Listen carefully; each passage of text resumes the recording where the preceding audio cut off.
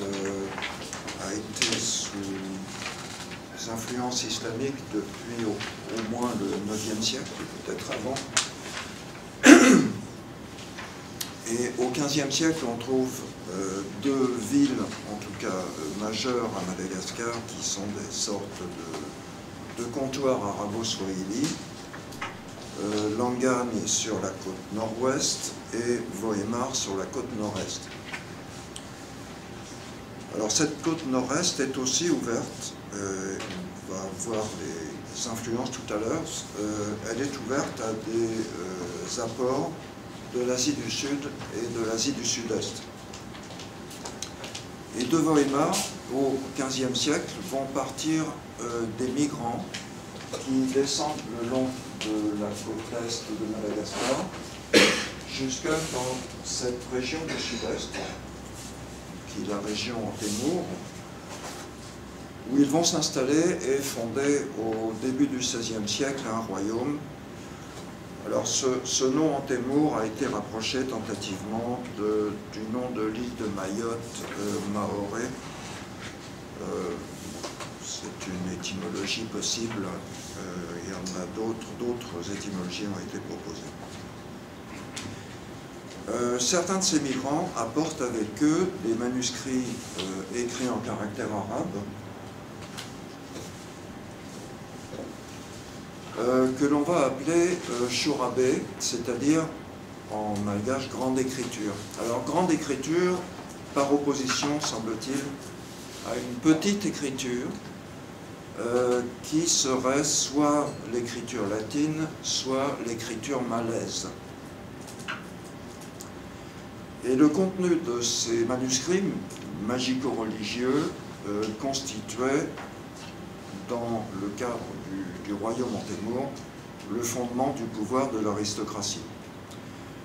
Cette aristocratie, bon, je ne vais évidemment pas entrer dans les détails, était divisée entre un clan qui avait le pouvoir politique, qui s'appelait les Antéougnes, c'est-à-dire les gens du fleuve, et puis un certain nombre de clans qui s'appellent les gens de la mer, en malgache Antalaouch, qui avaient la charge du religieux. Encore aujourd'hui, le savoir des textes dans leur contenu, mais aussi celui de l'écriture elle-même, qui est considérée comme sainte et utilisée pour ses pouvoirs surnaturels. Donc ce savoir indiquait un pouvoir sacré sur le monde et, par essence, il n'était pas divulgable à des étrangers au groupe. Pas non plus aux femmes qui sont considérées comme impures. Donc, n'ont accès à ce savoir des livres que des membres du groupe qui ont subi en fait l'initiation auprès d'un chef religieux katib. Katib, évidemment, ça vient de l'arabe katib qui signifie écrivain. Les chefs religieux en Antalaouch katib sont aujourd'hui encore, en pays Antémour, les détenteurs de manuscrits qui appartiennent à leur groupe, clan ou sous-clan. Et puis d'autres manuscrits sont détenus par des devins guérisseurs, donc des gens qui n'ont pas de statut de chef religieux et qui exercent leur savoir à titre individuel. On trouve ces manuscrits Chourabé dans les deux pseudo-castes des Antéougnes et des Antalaouch, donc les politiques et les religieux, aussi dans quelques groupes roturiers qui étaient autrefois en contact avec les rois Antéougnes. Alors ce savoir s'est peu répandu à Madagascar, mais il s'était tout de même répandu au XVIIe siècle dans le royaume de l'Anouche, qui est à l'extrême sud-est, dans cette région-là. Et le français Étienne de Flacourt, qui a séjourné dans l'Anouche, nous a laissé quelques informations sur ce savoir dans le royaume Antanouche. Alors parmi les Antalaouch, le clan des Anakars, où j'ai travaillé pendant pas mal d'années, qui habite un village qui s'appelle Vatumashn, avait la charge au sein du royaume Antémour d'interpréter les signes du ciel et de fixer le calendrier. Alors ce royaume Antémour n'existe plus aujourd'hui puisqu'il a implosé au XIXe siècle dans des guerres civiles qui ont opposé une partie des aristocrates aux roturiers. Malgré tout, les Katibanakars ont conservé jusqu'à nos jours le privilège théorique, en tout cas, d'établir le calendrier. Alors ces groupes aristocratiques Antémour se revendiquent comme d'origine arabe, musulmane. Mais un premier fait curieux, c'est que les manuscrits anciens chourabés ne comportent jamais de datation par rapport à l'hégire. Et en fait, quand on trouve des datations par rapport à l'hégire dans des chourabés, c'est que ce sont des ajouts récents, des copies des manuscrits recopiés récemment. Enfin, récemment, ça peut être la fin du 19e, mais sans doute pas avant. Donc, pour situer dans le temps, les chourabés situent un événement en indiquant le jour et le mois à l'intérieur d'une semaine d'année. En effet, on compte par cycle de 7 ans, chaque année portant le nom d'un jour de la semaine. Et on retrouve ce cycle septennal aux Comores, et comme chez les Antémour, aux Comores, la première année du cycle est le vendredi. On retrouve aussi ce cycle septennal sur la côte Swahili et dans d'autres endroits de l'océan Indien, en Thaïlande, à Java, et la semaine d'année est mentionnée par ailleurs dans la Bible. Autre particularité du système Antémour, et plus particulièrement Anakar, le calendrier est non pas lunaire comme le calendrier musulman, mais lunisolaire. Or, on sait que le redoublement d'un mois, au moins tous les 3 ans, pour faire coïncider le calendrier lunaire au calendrier solaire, ce redoublement d'un mois est condamné par l'islam. En revanche, il était pratiqué dans l'Arabie pré-islamique. Là aussi, on le retrouve en Inde, en Indonésie et bien sûr dans le calendrier juif. Alors, il y a une tradition à laquelle on n'a jamais réellement prêté attention qui, chez les Anakars prétendent que leurs ancêtres, en fait, sont des juifs qui se sont convertis à l'islam avant d'arriver à Madagascar. On a généralement mis cette tradition sur le compte d'une influence, notamment d'un père catholique qui a écrit quelques articles plus ou moins délirants sur l'origine juive des Malgaches et en particulier des Antémour. Alors, le calendrier lunaire musulman, avec les mois arabes, était connu, mais il a été abandonné à une date qui reste difficile à déterminer.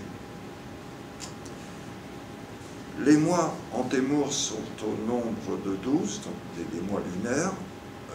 Leurs noms correspondent aux noms des signes du zodiaque arabe qui ont été malgachisés. Et ils sont en outre les noms de destins astrologiques Vintang. Alors Vintang, c'est un nom qui n'est pas d'origine arabe, mais qui est d'origine malaise. Bintang en malais désignant une étoile ou un astre. En outre, les 28 premiers jours du mois portent les noms des 12 destins astrologiques Vintang. Et on distingue 4 destins mères qui gouvernent 3 jours du mois et des destins enfants qui gouvernent 2 jours. Et puis donc après les 28 jours des 12 destins, on revient au destin Vintang du mois.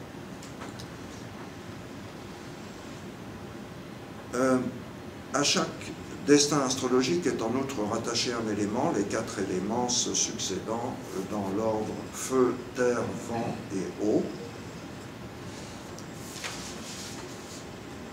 Et puis, les jours du mois, également, dans le système Antémour, portent les noms des 28 mentions lunaires arabes, là aussi malgachisées.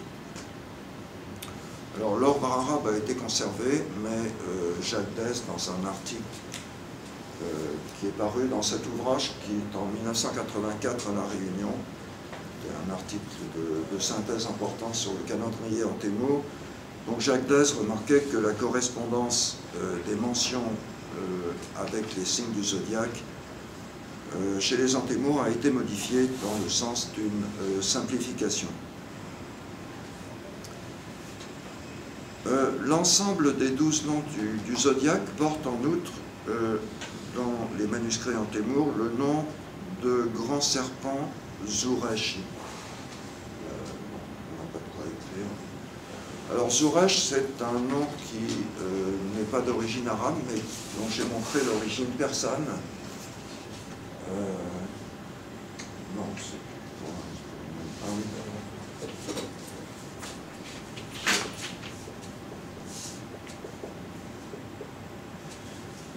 ça vient d'une expression persane qui est Jarachi Zahar, les clochettes d'or, et qui désigne les étoiles. Et ce terme est déjà mentionné par Flacourt au XVIIe siècle en Anouche. Et puis par ailleurs, grand serpent, qui est en malgache Henabé, désigne aussi dans les manuscrits Antémour des... on peut peut-être les voir ensuite, on reviendra là-dessus. On continue. Voilà. Grands serpents, ce sont dans les manuscrits des dragons divinatoires dont mon collègue Narivel Ratzenariman a souligné le caractère indonésien. Les positions, en gros, les positions d'un dragon mâle, c'est l'animal qui est en haut, et d'un dragon femelle, changent, d'abord elles changent selon les années, les influences planétaires, et elles permettent de savoir vers où se diriger sous de bons auspices, notamment lorsque on partait à la guerre.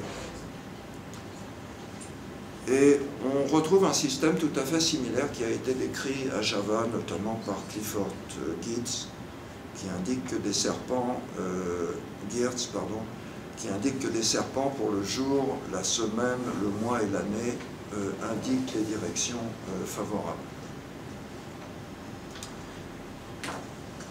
Autre élément intéressant sur le calendrier Anakkar, les Anakkars nomment aussi Kitsar.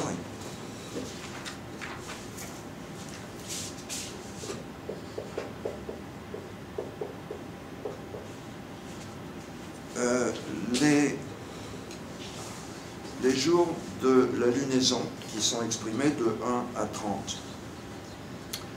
Et j'ai signalé que ce terme est à rapprocher du malais kitar, qui signifie tourner, se succéder. Et ce qui est intéressant, c'est que là, on a un emprunt, non pas au malais parlé, mais au malais écrit.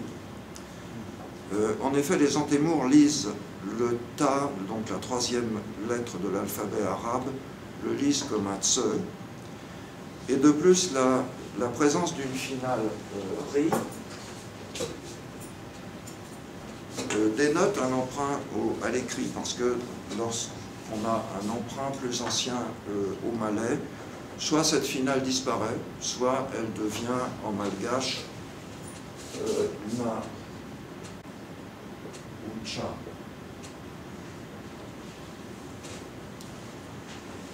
Donc autre influence ici malaise dans le système Antémour. Bon, il y a d'autres termes qui sont d'origine malaise, par exemple le terme phénomène qui désigne la pleine lune, qui peut être rapproché du javanais Purnama, qui vient lui-même du sanskrit Purnama, ce qui veut dire pleine lune. Alors pour ajuster le calendrier lunaire au calendrier solaire et juger l'année à venir, en tirant des prédictions, des signes observés, les chefs religieux Antémour observent la distance et la position de la Lune par rapport à l'astérisme Aliklil, qu'ils appellent Alikilil, donc le diadème. Ce sont 3 étoiles situées dans la constellation du Scorpion. qui sont observés sous les jours du destin de la balance à l'Imizan pour les Antémours, jour nommé, c'est la malgachisation des mots arabes, Al-Koufour, Azubana, Al-Ikilin. Et cette observation, on peut peut-être remonter avant. Voilà. C'est une page d'un cahier, donc ça n'est pas un chourabé au sens traditionnel du terme, mais c'est un cahier de devin guérisseur qui indique des positions de la Lune par rapport à ces étoiles du Scorpion et le diadème. Alors, l'observation se fait sous les premiers mois de l'année, donc à partir de mars-avril. Et si la distance de la Lune à l'étoile à l'Iklil, aux étoiles à l'Iklil est jugée trop importante, le 4e mois va être redoublé. Et selon les anacars, autrefois on utilisait un système qui était une sorte de bâton de Jacob avec un système en croix avec ce qu'ils appellent une quenouille qui était mise au bout d'un javelot. Cet instrument a été tenu horizontalement à bout de bras face à l'observateur pour observer la distance de la Lune, donc à ce groupe d'étoiles du diadème. Alors, un texte intéressant d'un érudit malgache qui est décédé depuis quelques années.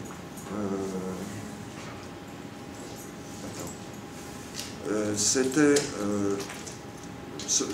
érudit a pensé que la méthode employée par les anacars permettait de corriger l'écart de 30 degrés dû au phénomène de précession des équinoxes. Mais la question reste posée. Alors cette méthode, selon les traditions anacars, venait de leur ancêtre qui la tenait du prophète Daniel. Alors évidemment, Daniel, c'est un personnage biblique qui a une place importante dans la magie arabe et auquel se réfèrent souvent les Antémours. Autre élément intéressant, l'observation permet aussi de tirer des présages. Lorsque la Lune est observée coiffant l'astérisme, on dit que celui-ci est immobilisé par la Lune et selon la position de la Lune, on en déduit que des rois ou des devins guérisseurs ou des hommes du peuple vont décéder.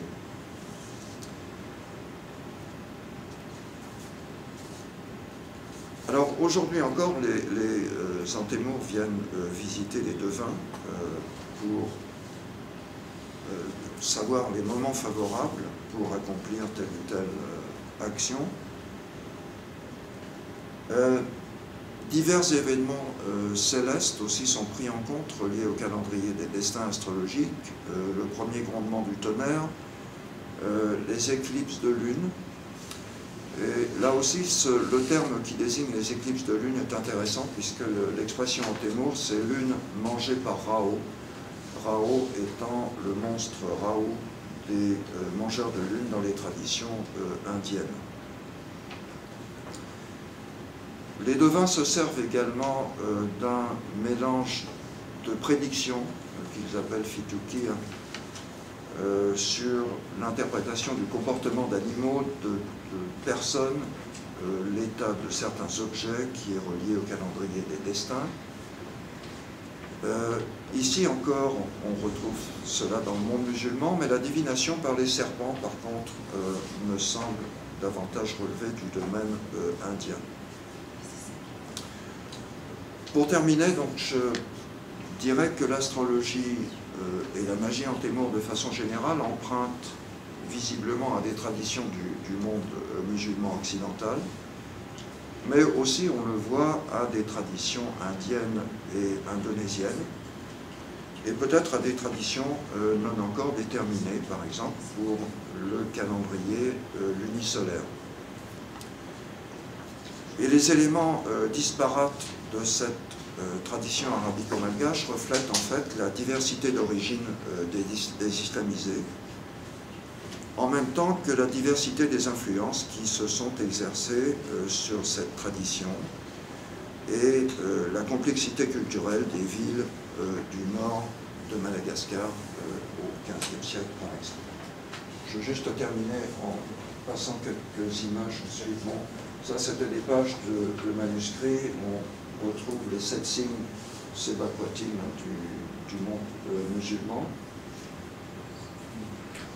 Voilà une page avec des carrés magiques, des lignes de lettres et de chiffres magiques. Un mélange ici complexe de malgache ancien, de pidgin arabico-malgache et d'arabe, avec des invocations d'anges. Bon, voilà comment se présente normalement un manuscrit traditionnel avec une couverture en peau de zébu qui consacre réellement le livre. Je vais juste terminer par le costume traditionnel.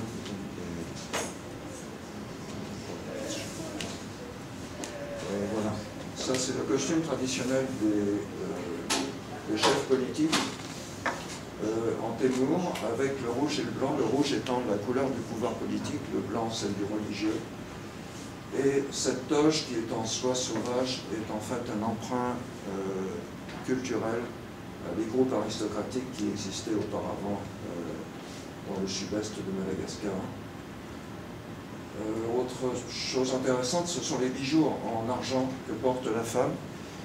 Il n'y a pas d'argent à Madagascar, donc cet argent est en fait le fruit du commerce avec l'extérieur.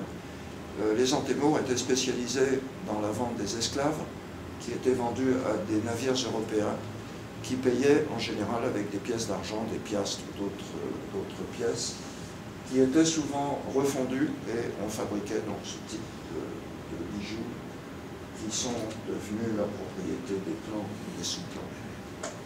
Voilà, merci.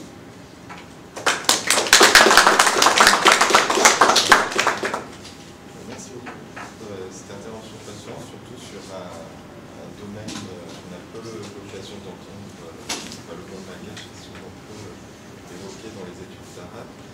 Est-ce qu'il y a des questions dans la salle? On voit la complexité des sources, en effet, c'est pas aisé, sujet difficile.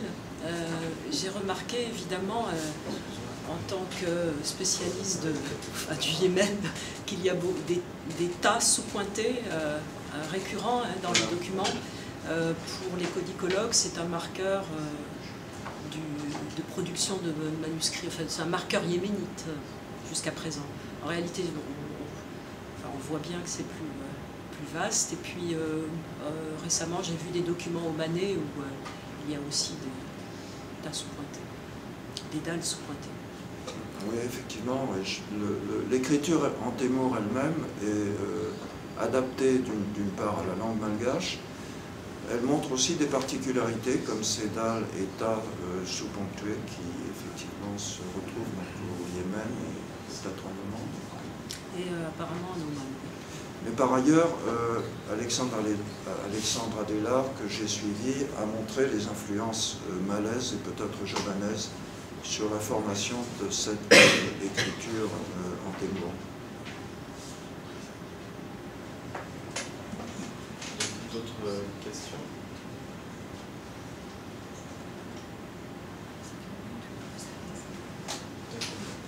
S'il n'y a aucune autre question, on va faire une pause de 5 minutes avant de reprendre pour les 2 dernières interventions.